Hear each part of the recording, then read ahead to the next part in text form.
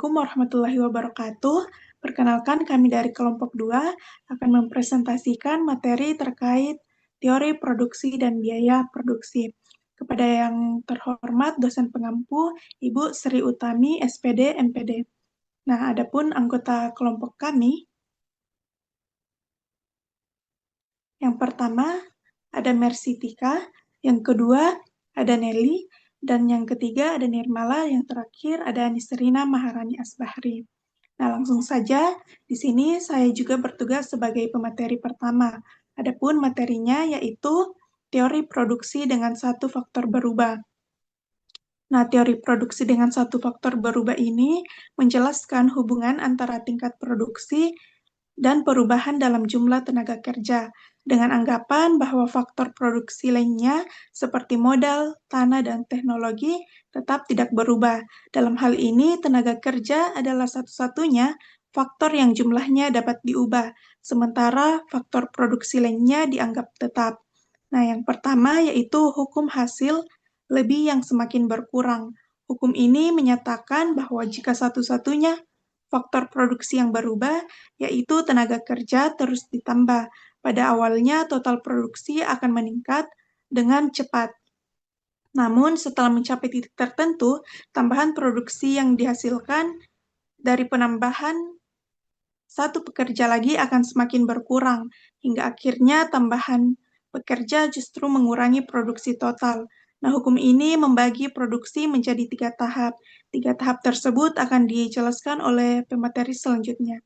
Kepadanya saya persilahkan. Akan menjelaskan terkait teori produksi dengan satu faktor berubah, yang dimana di materi ini ada beberapa tahap. Yang pertama, produksi total meningkat dengan laju yang semakin cepat seiring dengan penambahan tenaga kerja. Dalam tahap ini, setiap tambahan pekerja menghasilkan tambahan produksi yang lebih besar dibandingkan pekerja sebelumnya. Tahap kedua yaitu produksi total tetap meningkat, namun dengan laju yang semakin lambat, yang artinya setiap pertambahan pekerja menghasilkan tambahan produksi yang lebih kecil dibandingkan pada pekerja sebelumnya. Tahap ketiga atau tahap terakhir yaitu produksi total mulai menurun ketika tenaga kerja terus ditambah. Nah, pada tahap ini penambahan tenaga kerja justru mengurangi produksi total. Berikutnya, contoh sederhana yang diberikan dalam tabel 91 yang tertampil di layar, yang menunjukkan bahwa produksi total pada sebidang tanah tetap dengan jumlah tenaga kerja yang berbeda-beda. Selanjutnya saya berikan ke pemateri selanjutnya.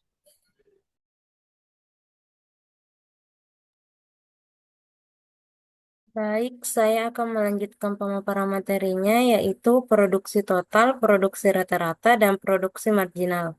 Nah, produksi marginal atau MP adalah tambahan produksi yang dihasilkan dari penambahan satu unit tenaga kerja. Adapun rumusnya adalah MP atau perubahan MP atau marginal produk sama dengan delta TP dibagi dengan AL, di mana delta TP adalah perubahan dalam total produksi dan AL adalah perubahan dalam tenaga kerja.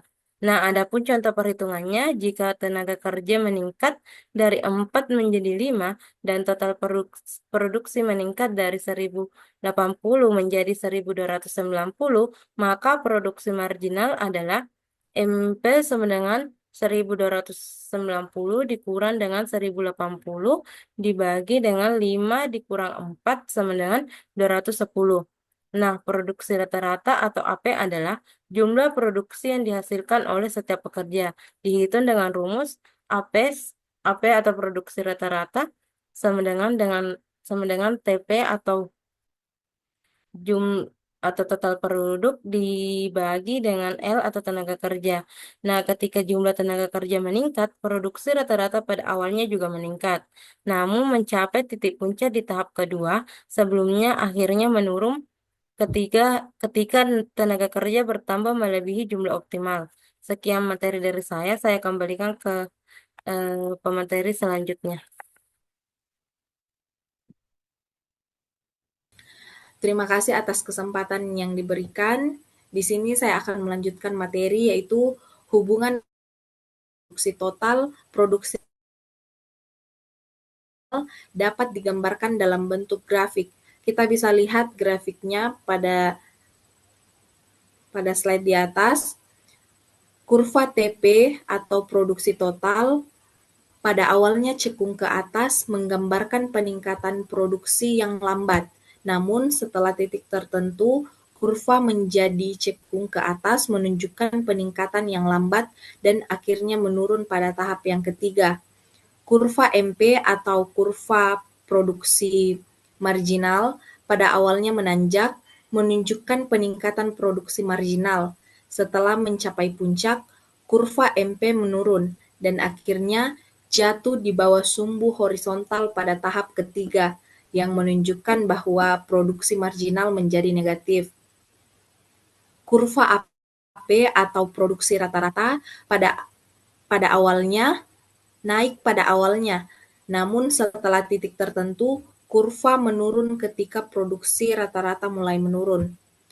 Potongan antara kurva MP dan AP menggambarkan saat produksi rata-rata mencapai puncaknya. Ketika produksi marginal menjadi negatif, produksi total mulai menurun, menandakan bahwa tenaga kerja sudah digunakan dalam jumlah yang berlebihan. Sekian materi dari kelompok kami. Selanjutnya saya serahkan kepada moderator. Baik, terima kasih atas pemaparan materi dari keempat pemateri. Cukup sekian presentasi dari kelompok 2 terkait poin D, yaitu teori produksi dengan satu faktor berubah. Terima kasih atas perhatiannya. Assalamualaikum warahmatullahi wabarakatuh. Oke.